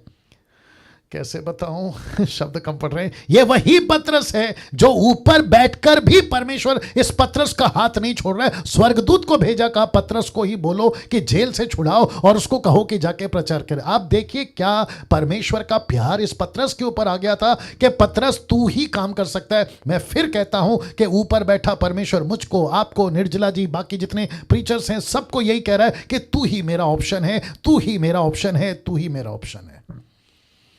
Can you believe this? और यही वजह है जो 7-8 साल पहले मुझे पता चली। मेरे 20 साल के वर्शिप मिनिस्ट्री में मैंने इस बात को नहीं समझा था और मेरे को 7-8 साल पहले पता चला कि प्रभु मैं ही तेरा ऑप्शन हूं। अगर मैं ही तेरा ऑप्शन हूं तो मैं काम करूंगा। और यही वजह है कि बहुत सारा सैक्रिफाइस लाइफ अभी मैं जी रहा हूं। यही वजह है, बहुत सारा सैक्रिफाइस लाइफ जिसके चलते परमेश्वर आपके बीच में मुझको और आपको लेकर चल रहा है। तो मैं फिर कहता हूं, यह पतरस था जिसको परमेश्वर ने अद्भुत तरीके से चलाया। पतरस की प्रार्थना क्या थी पता है? उसने कभी पैसा नहीं मांगा, उसने कभी गाड़ी बंगला नहीं मांगा। उसकी प्रार्थना क्या थी पता है? मैं रख रहा हूं, प्रेरितों की किताब उसका 4:29, एक्ट चैप्टर 4:29 कहता है कि अब हे प्रभु, मतलब वो यीशु से प्रार्थना कर रहा है कि अब हे प्रभु उनकी धमकियों को देख और अपने दास को यह वरदान दे कि तेरा वचन बड़े हियाव से सुनाए। हमको किसी प्रकार का, एक्सक्यूज मी, हमको किसी प्रकार का पैसा नहीं चाहिए, किसी प्रकार का रोम की सरकार का फेवर नहीं चाहिए, कोई राजा हमको सपोर्ट करे नहीं चाहिए। लेकिन उसके बावजूद यह कहता है कि उनकी धमकियों को देख और हमको ऐसी ताकत दे कि हम तेरा वचन कैसे सुनाए, बड़े हिम्मत से सुनाए। मैंने इसलिए कहा था कि पतरस बोलने में तगड़ा था। पतरस बोलने में तगड़ा था। अगर वही पतरस आज आ जाए, पतरस के जैसा नेचर आज आ जाए, पतरस की जैसी हिम्मत आ जाए तो मैं समझता हूं कि हर इलाके में 3-3 हजार बदलेंगे। हर इलाके में 3-3 हजार बदलेंगे। क्या बात है, क्या बात है, क्या बात है ना। क्योंकि वक्त को भी ध्यान रखना है, मैं थोड़ा स्पीड जा रहा हूं। मेरी माता की गर्भी से मुझे ठहराया। यह व्यक्ति कौन है? अद्भुत कैरेक्टर जिसका नाम है पौलुस। मेरे माँ के पेट से उसने मुझे ठहराया। तो इसका मतलब है ये जो नीचे गिरा है ना पौलुस, यूट्यूब वालों आप भी देख लो, ये जो पौलुस नीचे गिरा है ना, ये इसलिए नीचे गिरा है क्योंकि इसके ऊपर प्रभु की रोशनी आ गई थी। ये दमिश्क जा रहा था घोड़े के ऊपर परमेश्वर की कलीसिया को नाश करने, लेकिन परमेश्वर ने उसकी माँ के पेट से इसको चुना था कि एक दिन तेरा उद्धार करूंगा और मेरी सेवा में पूरा इस्तेमाल करूंगा। और फिर कहता हूं कि सैल्वेशन का पर्पस समझा रहा हूं, सैल्वेशन का पर्पस, मकसद समझा रहा हूं। ये पौलुस है जिसको कहता है कि मुझे मां के पेट से ठहराया, गलतियों 1:15, परंतु परमेश्वर की जिसने मेरी माता की गर्भ ही से मुझे ठहरा। वही तो बताया ना अभी आपको, पौलुस की बातें हैं ये, मेरे मां के पेट से तूने मुझे चुन लिया और मुझे ठहराया, अपने अनुग्रह से बुला लिया। और जब इच्छा हुई, जब तेरी मर्जी हुई कि मुझ पर तू अपने बेटे को भेजे और अपने बेटे के द्वारा मुझसे बातें करे, इब्रानी भाषा में, और कहता है कि जब इच्छा हुई कि मुझ पर अपने पुत्र को प्रकट करे, और किया। घोड़े पे जा रहा था ना, तब अपने बेटे को प्रकट किया कि अन्य जातियों में उसका सुसमाचार सुनाओ। क्या बात है। इसका मतलब है कि पतरस का घोड़े से नीचे गिरना, पतरस का 3 दिन अंधा बनना, पतरस का परमेश्वर के दास के द्वारा प्रार्थना करके अंधापन से बाहर आना, माफ करे पौलुस का, तो पौलुस के साथ में पतरस चल रहा था ना, पतरस आ गया दिमाग, पौलुस के साथ में ये सब होना, इन सब के पीछे एक मकसद था सुसमाचार सुनाना अन्य जातियों को। मैं आपको पूछता हूं यूट्यूब वालों, और जितने अभी देख रहे हैं 418 लोग, मैं उनको भी पूछना चाहता हूं, आपने डीटी ज्वाइन करी, आपका बहुत बहुत धन्यवाद। आप डिसाइपलशिप ट्रेनिंग में आ गए, आपका बहुत बहुत धन्यवाद। आप मुझे अभी सुन रहे हैं, आपका बहुत बहुत धन्यवाद। लेकिन व्हाट इज योर पर्पस? आपके जीवन का मकसद क्या है? क्या सुसमाचार सुनाना है? तो आपको सलूट है, आपको सलूट है। यीशु के मकसद को पूरा करना है, आपको सलूट है। लेकिन तुम ऐसे क्रिश्चियन बन रहे हो कि तुमको घर बैठे बैठे प्रभु मेरी ये कर दे, प्रभु मेरी वो कर दे, मुझे पैसा दे दे, मेरा हेल्थ ठीक कर दे, ऊपर से परमेश्वर तुम्हारे ऊपर रद्दी भर भी ध्यान नहीं देगा। ऐसे क्रिश्चियंस यीशु को नहीं चाहिए। लिखा है कि अन्य जातियों में उसका सुसमाचार सुनाओ, तो ना मैंने मांस और लहू से सलाह ली। इसका मतलब है मैं किसी मनुष्य के सपोर्ट नहीं लिया, ये उसका मतलब है। मैं किसी शास्त्री फरीसी के पास नहीं गया, ये उसका मतलब है। मैंने किसी डिनोमिनेशन का सपोर्ट नहीं लिया, ये उसका मतलब है। मैंने किसी से फंड नहीं मांगा, ये उसका मतलब है। मुझे पैसे दे दो सेवा का, ये उसका मतलब है। उसने कहा मैं टोटल इंडिपेंडेंट, यीशु के ऊपर भरोसा रखकर मैं अपनी सेवा शुरू करूंगा।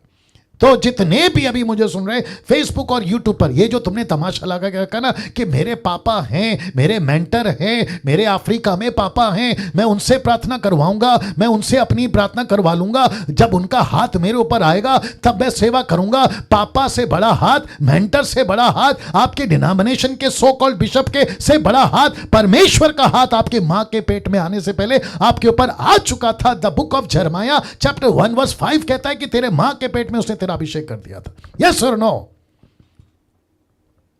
यस और नो? तो जब आपका अभिषेक हो चुका है तो क्यों जरूरत है किसी के मेंटरिंग की? मेंटरिंग का मतलब है अगर आपको मुझ जैसे लोग मिलते हैं जो वचन का सलाह देते हैं, जो जकई के लिए कोई पेड़ बनते हैं, वो मेंटरिंग ठीक है। लेकिन आपको जिस दिन यीशु मिल जाता है, आपको यीशु से सीखना है, आपको पवित्र आत्मा से सीखना है। यही तो पता लगा है ना मत्ती के 11:29 में, मुझसे सीखो, यीशु कहता है, मुझसे सीखो। यीशु कहता है मैं सिखाऊंगा डैनियल। आज डैनियल को कौन सिखा रहा है? कोई बाइबल कॉलेज नहीं की, मैं उसके खिलाफ भी नहीं हूं, लेकिन मुझे कौन सिखा रहा है? यीशु सिखा रहा है, पवित्र आत्मा सिखा रहा है। That's it. वाह। इफिसियों 2:1 से 2 तक में फिर आगे बताऊंगा। उसने तुम्हें भी जिलाया जो अपने अपराधों और पापों के कारण मरे हुए थे। ये पौलुस है जो अभी हमारी बात कर रहा है। कहता है जिनमें तुम पहले संसार की रीति पर आकाश के अधिकार के हकीमों अर्थात उस आत्मा के अनुसार चलते थे, यानी कि लूसीफर की बात हो रही है, जो अब भी आज्ञा ना मानने वालों में कार्य करता है। वचन 3, उनमें हम भी सब के सब पहले अपने शरीर की लालसाओं के अनुसार दिन बिताते थे, शरीर और मन की मनसाएं पूरी करते थे और लोगों के समान स्वभाव ही से क्रोध की संतान थे, परमेश्वर के विरोध में काम करते थे। वचन 4 कहता है परंतु परमेश्वर ने जो दया का धनी है, परमेश्वर जो दया का धनी है, अपने उस बड़े प्रेम के कारण जिससे उसने हमसे प्रेम किया जब हम अपराधों के कारण मरे हुए थे, लिखा है तो हमें मसीह के साथ जिलाया, अनुग्रह ही से तुम्हारा उद्धार हुआ है, मसीह यीशु में उसके साथ उठाया और स्वर्गीय स्थानों में उसके साथ बैठाया, कि हम अपनी उस कृपा से जो मसीह यीशु में हम पर हुई है, आने वाले समयों में अपने अनुग्रह का असीम धन दिखाए। क्योंकि परमेश्वर के द्वारा अनुग्रह ही से, ओके ये ठीक है, अनुग्रह ही से तुम्हारा उद्धार हुआ है, और यह तुम्हारी ओर से नहीं वरन परमेश्वर का दान है। वचन 9, और न कर्मों के कारण, ऐसा ना हो कि कोई घमंड करे। अब वचन कॉन्टेक्स्ट 10 आ गया, 10 का कॉन्टेक्स्ट देख लीजिए, क्योंकि हम उसके बनाए हुए हैं। दूसरा कहता है मसीह यीशु में उन भले कामों के लिए सिरजे गए हैं। फिर कहता है जिन्हें परमेश्वर ने पहले से हमारे करने के लिए तैयार किया। इसका मतलब है कि मुझको और आपको पहले से ठहराया। निर्जला जी, एस्तर जी, ब्रदर पॉल जी, आप जितने भी प्रभु के दास हैं, मैं सबको तो नाम नहीं ले पा रहा हूं, आप सभी को एक एक को परमेश्वर ने पहले से ठहराया है। आपको पहले से ठहराया ताकि आप सब मिलकर परमेश्वर की उस योजना में चल सके। और मैं फिर कहता हूं, परमेश्वर बहुत पर्टिकुलर है, वो सबके साथ काम नहीं करता, वो सबके साथ नहीं चलता, वो सबकी बातों में आमीन नहीं मिलाता। जो उसकी दर्शन में, वो उसी के साथ काम करता है ना। क्योंकि मेरे को वक्त कम है, आगे कुछ बातें और रखनी है। ये चित्र देख लीजिए, ये चित्र देख लीजिए, और साथ ही साथ ये चित्र देख लीजिए। अब आपको दिख रहा है कि यीशु एक ही टाइम, माफ करें, यीशु 2 जगह पे प्रचार कर रहे हैं, एक तरफ फिर दूसरी तरफ। ये क्या है देख लीजिए, लूका की किताब उसका 4 अध्याय वचन 13, the book of Luke chapter 4 verse 43। परंतु यीशु ने कहा, परंतु उसने उनसे कहा, मुझे और नगरों में भी परमेश्वर के राज्य का सुसमाचार सुनाना अवश्य है।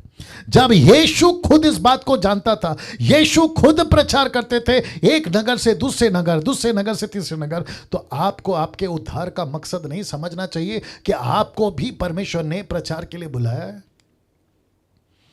या लिखा है क्योंकि मैं इसीलिए भेजा गया हूं। किसको? यीशु को इसीलिए भेजा गया। मुझे याद आ रहा है, यीशु जब 12 साल के थे, माफ करिए थोड़ा टाइम जाएगा लेकिन बर्दाश्त करिए, ठीक है ना। यीशु जब 12 साल के थे, उसकी माँ पूछ रही थी, आप 3 दिन तक हमको क्यों नहीं मिले? तो जानते हो यीशु ने क्या कहा? क्या तुझे नहीं पता कि मैं दुनिया में क्यों आया? इंग्लिश ट्रांसलेशन बहुत अच्छा कहता है, Luke chapter 2 verse 49, I have come to do my father's business. यीशु कहता है मैं अपने पिता के बिजनेस में आया। पिता का बिजनेस क्या है? लिखा है मैं इसलिए आया हूं ताकि मैं उसका वचन सुनाऊं, मैं उसका वचन सुनाऊं। आप कहीं पे भी क्या करूं कितनी बात करना आता है वो इंपॉर्टेंट नहीं है। आपकी शब्द कितनी पावरफुल है, मतलब आपका आवाज, वो इंपॉर्टेंट नहीं है। आपकी पर्सनैलिटी कितनी खूबसूरत है, वो इंपॉर्टेंट नहीं है। आपकी हाइट कितनी है, वो इंपॉर्टेंट नहीं है। लेकिन किसको लेकर चल रहे वो इंपॉर्टेंट है। हो, जिसको लेके चल रहे हो ना, वो यीशु है, वो यीशु है, वो यीशु है, वो करता है असर ना। ये चित्र देख लीजिए, ये चित्र देख लीजिए, मैं समाप्ति पे भी आ रहा हूं। ये चित्र देख लीजिए, ये चित्र देख लीजिए। लिखा है यूहन्ना 5:17, इस पर यीशु ने कहा, इस पर यीशु ने कहा, मेरा पिता अब तक काम करता है और मैं भी काम करता हूं, मैं भी काम करता हूं। क्या कभी ये बाइबल में वचन पढ़ा था जहां यीशु कहता है मेरा बाप जो ऊपर बैठा है, एलोहिम, परमेश्वर, यहोवा, यावे, वो काम करता है और मैं भी काम करता हूं? Can you believe that? अब एक प्रश्न उठता है, कौन सा काम? पहला फोटो देख लीजिए, कौन सा काम? कौन सा काम? वो एक ही काम है, फसल पक चुकी है, मजदूर थोड़े हैं। आंख उठाकर देखो, क्या तुम नहीं कहते कि कटनी में अब भी 4 महीने पड़े हैं? देखो मैं तुमसे कहता हूं, अपनी आंखें उठाकर खेतों पर दृष्टि डालो, वो कटनी के लिए पक चुके हैं। ये काम करता है परमेश्वर। इसको कहते हैं परमेश्वर के राज्य का काम, इसको कहते हैं आत्मा बचाने का काम, इसको कहते हैं कि परमेश्वर कहता है कि मेरा पिता और मैं 24 घंटे काम करते हैं। वाह दोस्तों, कैसा लग रहा है? या थैंक यू। कैसा लग रहा है? कैसा लग रहा है? मुझे ऐसा लगता है कि जैसे जैसे डीटी का, डिसाइपलशिप ट्रेनिंग का वक्त बढ़ेगा, आप में से सारे के सारे आखिरी दिन ये बोल पाओगे कि पास्टर डैनियल अब हमको छोड़ दो, अब हम जाकर ये देख लो कटनी काटेंगे। अब हमको छोड़ दो, हम कटनी काटेंगे। और मैं आपको बताऊं, मेरे को एक लॉजिक देने दीजिए, आपको एक कनेक्शन देने दीजिए, फिर यूट्यूब के लोगों आप भी सुनिएगा। लिखा है मेरा पिता काम करता है और मैं भी काम करता हूं। आप सोचिए, अगर परमेश्वर आत्माओं को जीतने के काम में बिजी है, तो बीच में आप जो कहते रहते हो ना कि प्रभु मेरा वीज़ा करा दे, प्रभु मेरा 2 BHK करा दे, मेरे को साइकिल से मोटरसाइकिल दिला दे, मेरा हेल्थ ठीक कर दे, सोचो उसको कितना गुस्सा आता होगा। सोचो उसको कितना गुस्सा आता होगा। कुछ प्रीचर्स हैं ऐसे, नाम तो खैर मैं किसी का भी नहीं लेता हूं, कुछ प्रीचर्स हैं ऐसे जो ऐसा प्रचार कर रहे हैं मसीह की दया में, कहते हैं कि जब तुम आशीषित होते हो, जब तुमको कुछ अच्छा मिल जाता है, जब तुम्हारा 2 BHK बंगला, वीजा, गाड़ी, बिजनेस, नौकरी जब हो जाता है, तो ऊपर बैठा परमेश्वर तुमसे खुश हो जाता है। माय गुडनेस, जबकि उल्टा होना चाहिए। आप परमेश्वर को बोलना चाहिए कि परमेश्वर आप खुश तब होते हैं जब यहां पृथ्वी पे मैं आप किसी के आत्माओं को बचा लेता हूं, किसी को आपका वचन सुना लेता हूं, किसी को बपतिस्मा दिला देता हूं, चेला बना देता हूं, तब आप खुश होते हैं। तो अक्सर क्या बोला जाता है कि हम खुश कैसे होंगे, वो परमेश्वर खुश होता है। परमेश्वर को उल्टा बोलो कि प्रभु जब आप खुश होते तो हम खुश होते। आई थिंक आप लोग समझ गए होंगे, आप लोग समझ गए होंगे। या अभी तक क्या पता था, हमको खुश होना है, लेकिन ये DT आपको क्या बता रहा है, उसको खुश करो। मैं फिर कहता हूं, उसको खुश करो। जिस दिन वो खुश, ऑटोमेटिकली आप खुश। जिस दिन उसका काम पूरा हो गया, आपका काम डंके की चोट पे बोलता पूरा होगा। ये गलत प्रचार कर रहे यूट्यूब वालों, आप लोग भी बी केयरफुल। तो मैं ये आपको बता चुका हूं, अब मैं समाप्ति पे भी आ रहा हूं। यूहन्ना 15:16 क्या कहता, देखो, लिखा है तुमने मुझे नहीं चुना पर मैंने तुम्हें चुना है। क्यों चुना है वो भी बताता हूं। लिखा है तुम्हें ठहराया है ताकि तुम जाकर फल लाओ। सी, मेरा उद्धार क्यों हुआ है, उसका यह पर्पस है। मैंने बपतिस्मा क्यों लिया, उसका यह पर्पस है। मैंने अपना जीवन प्रभु को क्यों दिया, उसका यह पर्पस है। अगर यह पर्पस पूरा नहीं किया, मैं आपको सच बता रहा हूं, नरक में खूब डंडे पड़ेंगे, खूब डंडे पड़ेंगे। आपको बहुत संभलना होगा। यह मकसद है। क्या करूं, कुछ लोग कहते हैं मैं 10 साल से क्रिश्चियन हूं, मेरे पूर्वजों से क्रिश्चियन हूं, मेरे ताता ताता, नाना नानी, काका काकी, ये सारे क्रिश्चियन थे, हम लोग तो 4th जनरेशन से क्रिश्चियन है। तो फिर प्रश्न उठता है, आप 4th जनरेशन से क्रिश्चियन से फल कितना लाया, फल कितना लाया, फल कितना लाया। लिखा है तुमने नहीं चुना, मैंने चुना है, और इसलिए ठहराया है कि तुम फल लाओ। 1 कुरिन्थियों 3:9, क्योंकि हम परमेश्वर के सहकर्मी, इंग्लिश वर्ड है कोवर्कर्स, सहकर्मी, हम परमेश्वर के सहकर्मी है। इसका मतलब है एक बैल यीशु है तो दूसरा बैल आप और मैं है। आपको याद आ गया ना योक, एक तरफ यीशु है तो दूसरी तरफ आप हैं। अगर यीशु काम कर रहा है तो आपको भी काम करना होगा, आपको भी काम करना। हमारे उद्धार का सबसे बड़ा मकसद आपके बीच में रखने जा रहा हूं, और वो है 2 कुरिन्थियों 5:18, फिर उसके बाद खत्म करूंगा। 5 से 18 तक का 20 जिसमें लिखा मेल मिलाप की सेवा, मेल मिलाप की सेवा। ये आखिरी है, उसके बाद खत्म करूंगा, ठीक है ना। सुनिएगा, लिखा है सब बातें परमेश्वर की ओर से। लिखा है कि सब बातें परमेश्वर की ओर से हैं, जिसने मसीह के द्वारा अपने साथ हमारा मेल मिलाप कर लिया। हम सबका मेल मिलाप कर लिया। और मेल मिलाप की सेवा किसको सौंप दी, स्वर्गदूत को। ताली बजाकर प्रभु को धन्यवाद देंगे, है ना। क्या स्वर्गदूत को सौंपी है, नहीं।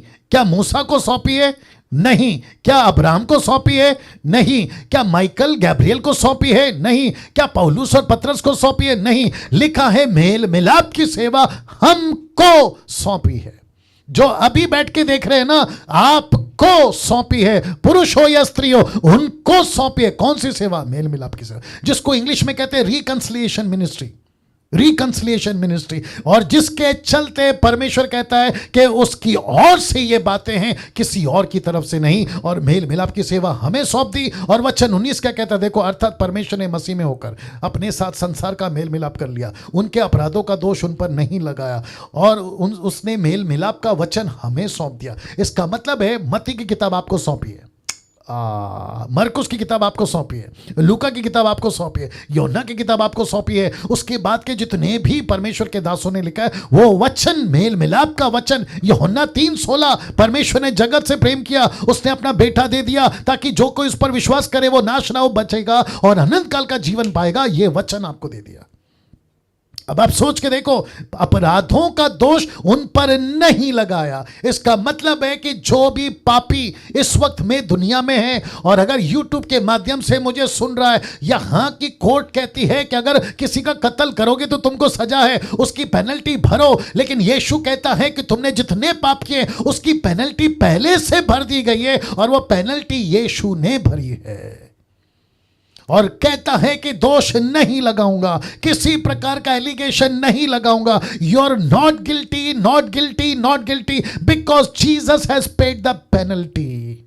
क्या बात है। और कहता है कि मेल मिलाप का वचन उसने मुझको दे दिया, आपको दे दिया। ये रखकर, माय गुडनेस गेट रेडी, ये रखकर तुम घर पर कैसे बैठ सकते हो, ये रखकर तुम आराम से कैसे सो सकते हो, ये रखकर तुम कैसे अपनी जिंदगी मनमानी से जी सकते हो। लिखा है मेल मिलाप का वचन हमें सौंप दिया। और फिर वचन 20 कहता है कि हम मसीह के राजदूत हैं। मानो परमेश्वर हमारे द्वारा समझाता है, हम मसीह की ओर से निवेदन करते हैं। मुंबई के लोगों, महाराष्ट्र के लोगों, नेपाल के लोगों, अफ्रीका के लोगों, दुनिया के लोगों, हम विनती करते हैं कि परमेश्वर से मेल मिलाप कर लो, परमेश्वर से मेल मिलाप कर लो।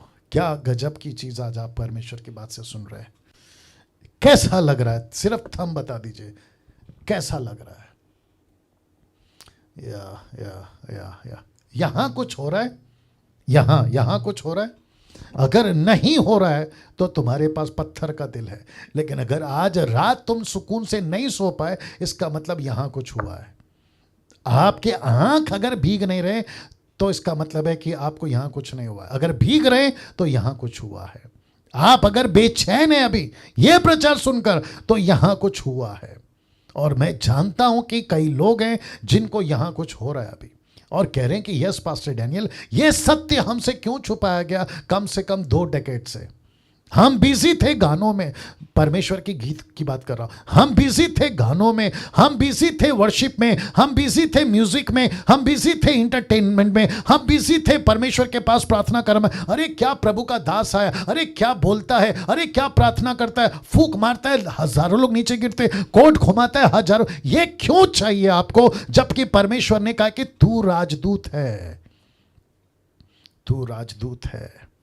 तुझे असली काम छोड़कर तू टाइम पास क्यों कर रहा है, प्रभु पूछ रहा है आज। अब बाकी का कल क्योंकि टाइम बहुत हो गया है, बाकी का कल, बाकी का कल या और विषय होगा, बहुत अद्भुत टॉपिक है। क्या हम अपना उद्धार खो सकते हैं? क्या हम अपना उद्धार खो सकते हैं? इसके ऊपर कल बात करूंगा, ठीक है ना। एक प्रार्थना करते हैं और है ना समाप्त करते हैं। आइए प्रार्थना करते हैं। सृष्टिकर्ता पिता यीशु के नाम में जितनी बातें अभी यहां पर हुई हैं प्रभु, मैं विनती करता हूं पिता, एक भी शब्द बिना फल लाए नहीं जाना है बेकार, बल्कि प्रभु एक एक शब्द वचन को मजबूत करने के लिए तेरी सहायता चाहिए, ताकि यह परिपक्व हो जाए। यूट्यूब के लोगों के लिए भी मैं प्रार्थना करता हूं, इन सभी से बात करिए प्रभु, इन सभी को परमेश्वर मैं प्रार्थना करता हूं कि तेरे इस मिशन में जोड़िए प्रभु। क्या अद्भुत सेवा है प्रभु, किसी के पास नहीं है। क्या क्या क्या सौभाग्य है हमारा, क्या प्रिविलेज है हमारा कि सृष्टिकर्ता की सेवा कर पाएंगे। ये समझने का एहसास दीजिए प्रभु। आदर महिमा आपको देता हूं, कल हम फिर जुड़ सकें ऐसा कृपा दीजिए यीशु के नाम से, आमीन। नाउ